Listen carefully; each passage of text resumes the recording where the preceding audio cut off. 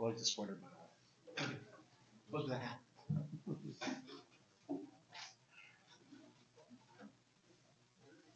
All right, so I added a couple extra constraints for mine. I wanted to make sure that I didn't have to go and buy anything. So everything I wanted to use was reusing material I already had in the house. So everything I had also made from scratch seems to be a common theme that we went through. Be practical in the house itself. So I've lived in our house now for 24 years, and every year there's at least 3 or 4 nests that are built around the house. We're right in the city. And every nook and cranny seems to attract either wrens or wrens.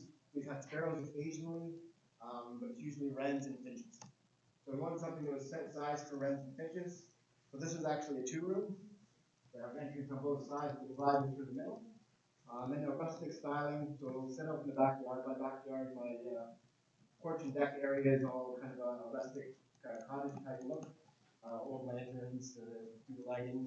This will kind of sit on a fence post in that area and hopefully attract some of the birds away from the favorite kind of nesting right actually on my porch, right outside my door.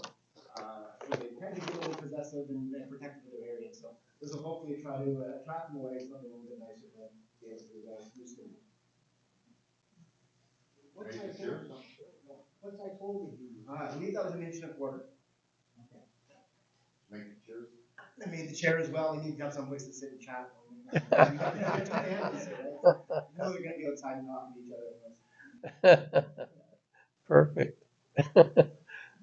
Thanks, Jeff.